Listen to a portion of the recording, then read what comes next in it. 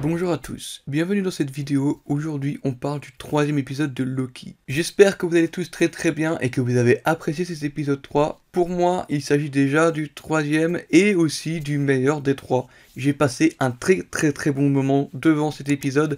Je sais pas vous, mais moi retrouver cette époque, les années 1800, 1900 tout début comme ça, c'était incroyable. On a enfin vu le personnage de Victor Timely qui est incroyable aussi, son acting de Jonathan Majors, c'était fou. Ravonna Renslayer, on l'a vu aussi, on a vu Miss Minute. Bref, il se passe beaucoup de choses dans cet épisode.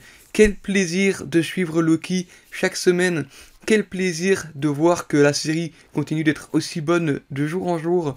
C'est formidable. Je tiens à préciser que, évidemment, si vous regardez cette critique, c'est que forcément, vous avez vu tous les épisodes précédents, donc forcément, on va parler de spoil. On va commencer donc à parler de cet épisode, on va commencer vraiment l'épisode tranquillement, on va directement rentrer dans les années 1800, 1868 pour être précis, où on retrouve le personnage de Ravonna Renslayer avec Miss Minute, qui vont donc donner ce manuel du TVA à Victor Timely alors qu'il est encore enfant, pour le forcer ensuite à revenir au TVA et devenir le nouveau, celui qui demeure. Donc ça, c'est ce qui se passe un peu au début de l'épisode, et c'est ce qu'on sous-entend avec le personnage de Miss Minute et de Ravonna Renslayer, qui, pour le coup, au début de l'épisode, forment un bon petit duo, mais vous verrez bien ensuite que ça ne durera pas. Le personnage de Miss Minute, quel plaisir de la retrouver. J'adore son personnage, son esthétique, sa façon dont elle s'adapte en fonction de l'époque, ça c'était très bien joué. Et on va retrouver le personnage de Victor Timely, qui, pour le coup, était ma plus grosse attente de cette saison, et en plus de ça, j'ai pas du tout été déçu. On retrouve un personnage qui est très différent de celui qui demeure, très différent de Kang le Conquérant. L'acting y est, c'est vraiment au point. Il y a des facettes de fou avec les différents variants de Kang, et ce Victor Timely est tout bonnement incroyable. J'adore sa version très gentil, un peu enfantin par moment. Il a une sorte de bégaiement qui fait que on s'attache facilement et rapidement à lui. Il est très intelligent, mais en même temps manipulateur. C'est un arnaqueur aussi pour les personnes de l'époque, parce que rappelez-vous, Victor Timely est quelqu'un qui utilise des technologies du futur, enfin, il utilise la technologie de son époque avec les avancées du futur pour arnaquer les différentes personnes. Et on va retrouver donc le personnage de Ravonna Renslayer et Miss Minute, qui sont donc en réalité toutes les deux amoureuses de Timely. Et ça, c'est quelque chose auquel je m'y attendais pour Ravonna, mais je ne m'y attendais pas pour Miss Minute. Et ça, c'est très intéressant. C'est que tout le long de l'épisode, je pense que ça se base là-dessus. La relation Victor Timely, Ravonna et aussi Miss Minute. Tu te rends compte que toutes les deux tombent un peu sous le charme de Victor Timely, parce que Ravonna Renslayer, dans les comics, mais aussi dans le grand éternel flux temporel, tombe toujours amoureuse de Kang, et c'est toujours le cas même dans cette série. Et le personnage de Miss Minute, elle aussi, commence à être amoureuse de Kang, et tu te rends compte que s'il était à côté de lui pendant toutes ces années, en tant que celui qui demeure, celle qui était à la tête de la TVA aussi, tu te rends compte que c'est principalement parce qu'elle était amoureuse de lui et qu'elle voulait régner avec lui.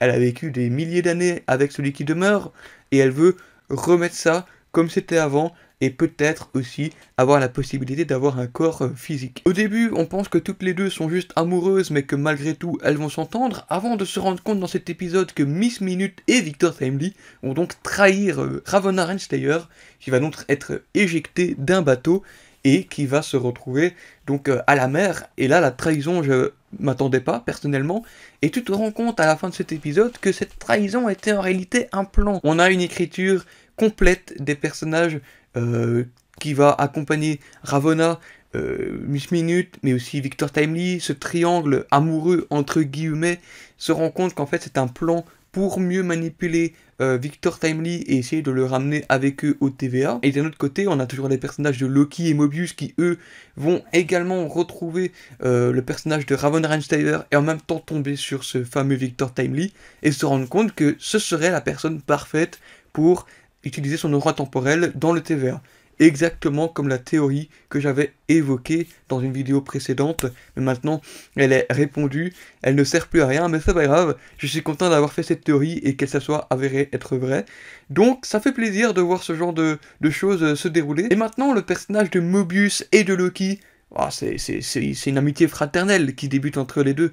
C'est très très fort. J'ai l'impression qu'on retrouve une relation Loki et Mobius presque aussi forte qu'une relation Loki et Thor. Ils sont amis-ennemis, mais avec Mobius, il y a plus de la complicité dans le travail qu'avec Thor, ben, c'est son frère, et il veut voler le trône, et ils veulent tous les deux un seul but qu'ils ne peuvent pas atteindre tous les deux. Ici, dans ce cas, on sent que Loki a vraiment envie d'aider le TVA à se remettre sur ses rails, parce qu'il sait très bien que si ce n'est pas le cas, tout le multivers va s'effondrer sur lui-même. Et on a le personnage de Sylvie qui débarque pour tuer ce fameux variant de Victor Timely, ce variant de Kang, qui, voilà, il va y avoir une confrontation, une nouvelle confrontation entre Loki et Sylvie, qui va être très intéressante parce que tous les deux défendent des idéaux, des principes très différents mais qui se valent aussi, parce que d'un côté, Sylvie ne veut pas que le libre arbitre soit gâché par quelqu'un qui contrôle la vie de tout le monde et puisse être à la tête du TVA et contrôler tout ce qu'il veut. Mais d'un autre côté, Loki, il sait que s'il y a quelqu'un qui contrôle et qui permettrait aussi au TVA de fonctionner, pas forcément celui qui demeure ou quoi que ce soit, mais de sorte à ce qu'il y ait quelque chose qui fonctionne au TVA, on va pouvoir avoir le multivers le plus éternel temporel qui va être tout à fait normal. Donc ça c'est très intéressant d'avoir une confrontation entre les deux, un petit combat par-ci, par-là. Il y a des combats entre Loki et Sylvie, combat entre Sylvie et Ravonna Renslayer, combat entre Loki et même Ravonna Renslayer. Il y a plein de petits combats par-ci, par-là dans cet épisode, c'était très intéressant. La musique qui fonctionne très très bien dès le début, on te met avec une musique qui te suit tout au long, une musique adaptée pour faire en sorte que ça fonctionne bien avec l'époque. Les décors sont toujours aussi sublimes, ça fonctionne très très bien. On a une caméra épaule qui suit les personnages et qui te met en très belle immersion avec les personnages. Il y a beaucoup de monde, tu sens le côté sale de l'époque, le côté très rudimentaire où chacun avait une pièce pour vivre. Il n'y avait pas de grandes baraques comme il y a aujourd'hui, et c'était l'exposition universelle de 1893 je crois, où on va retrouver donc ce fameux Victor Timely pour la première fois, et dès que tu le vois apparaître à l'écran, tu sens la menace qu'est la personne, pas forcément ce variant, mais le personnage qu'il est en tant que Kang, et tu le sens cette petite menace, même s'il est gentil, tu sens que quelque part, il est quand même très puissant. Je sais pas ce que vous avez pensé de cet épisode 3 de Loki. Pour ma part, c'est mon préféré. J'ai adoré revisiter cette époque. J'ai adoré tout de A à Z. C'était incroyable. J'ai hâte de retrouver Loki la semaine prochaine. Et il ne me reste plus qu'une dernière chose à vous dire, c'est à la prochaine pour une nouvelle vidéo. À très bientôt.